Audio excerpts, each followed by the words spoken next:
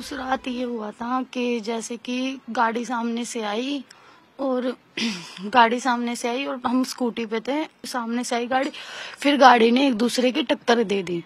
तो वो गाड़ी के नीचे घुस गई, मैं अपनी स्कूटी के मतलब बगल में गिर गई, वो गाड़ी के नीचे घुस गई।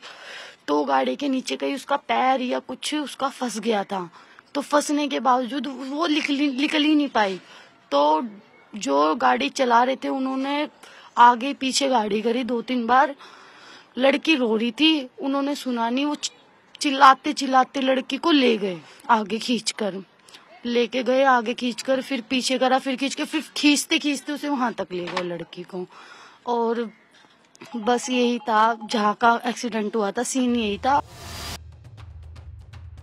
सोचिए कितनी आसानी से निधि ने पूरे केस की फाइल को बंद करने वाला बयान दिया है, जैसा दिल्ली पुलिस ने दिया था।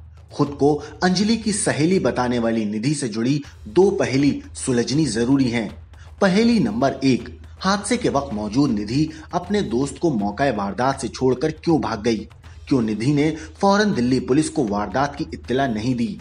अगर निधि दोस्त है तो भला कोई दोस्त अपनी ही आंखों के सामने उसे तड़प तड़प कर मरने के लिए कैसे छोड़ सकती है? जबकि अगर वो बचाने की कोशिश करती तो शायद अंजलि आज जिंदा होती। दूसरी पहेली यह है कि हादसे के 60 घंटों तक क्यों निधि गायब रही और 60 घंटों तक पुलिस उसे खोज नहीं सकी? इन दोनों सवालों के जवाब में निधि ने जो कहानी सुनाई वो गले नहीं उतर रही है। बिल्कुल अपनी शुद्धि में नहीं थी, मैं अपने होश में ही नहीं थी कि मैं जाकर पुलिस को बताऊं। मैं सोची कहीं वो बात मेरे पे ना आ जाए।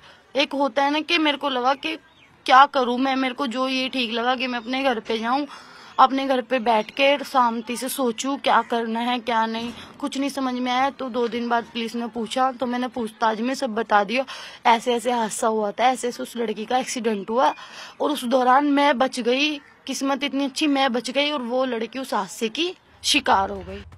सामान्य हालत में ऐसा नहीं होता है जैसा निधि कैमरे पर बयां कर रही थी। तभी तो अब निधि की भूमिका की जांच हो, ऐसी आवाज उठने लगी हैं। जो भी दोषी हैं इनको फांसी की सजा होनी चाहिए और ये जो लड़की अंजलि की दोस्त बताती है अपने आप को, इसकी भी जांच होनी चाहिए।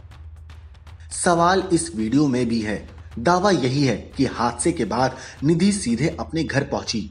वहां पर एक लड़के के वो साथ नजर आई थी। घर के बाहर आग जलाकर उसका लेकर उसका भी था। ठीक है। तो मैंने देखा 2:30 बजे आई थी वो। पहले उन्होंने अपना मतलब गेट खटखटाया, मम्मी को आवाज मारी, तो उसके मम्मी ने मतलब लेट खोला गेट। तो उन्होंने मेरे से पूछा, निशान तेरे पास सीट अप चार्जर है? तो मैंने कहा हाँ मेरे पास आएगा। तो उन्होंने बोला मेरा फोन चार्जिंग लगा। तो मैंने उसका फोन लगा के चार्जिंग पे लगा दिया। बस मैं लगाकर बाहर ही आया था, इतने में उसकी मम्मी ने गेट खोल दिया। तो उन्होंने को जल्दी मेरा फटाफट फोन ला के दे दिया, किसी को कॉल करनी है। निधि सब जानती है, लिहाजा उससे जुड़ी कंट्रोवर्सी की वजह भी है। 60 घंटे तक गायब रहने की कई वजह हो सकती हैं। पहली आशंका, निधि को पूरा मौका मिला, क्या बताना है क्या छुपाना है। दूसरी आशंका, पूरे मामले में खुद को निर्दोष साबित करने की प्लानिंग। तीसरी आशंका, केस को कमजोर करने के लिए निधि को अपने हिसाब से बुलवाने का पूरा मौका। अंजलि के परिवार को निधि के बयान पर रत्ती भर एतबार नहीं। घर वालों का यही दावा है कि सोची समझी साजिश के तहत हत्या हुई है, यह हादसे का केस नहीं है। अब निधि सच बोल रही है या झूठ, तभी पर्दा उठेगा जब 60 घंटों का पूरा सच सामने आएगा। मतलब यह है कि हादसे के बाद 60 घंटों तक निधि की बातचीत किन लोगों से हुई, निधि कॉल डिटेल की जांच होनी चाहिए। निधि कहां कहां गई, किन लोगों से मुलाकात की। अगर हादसे के बाद और बयान से पहले के 60 घंटों की मिस्ट्री से पर्दा उठे तो निधि के बयान का पूरा सच दुनिया के सामने होगा।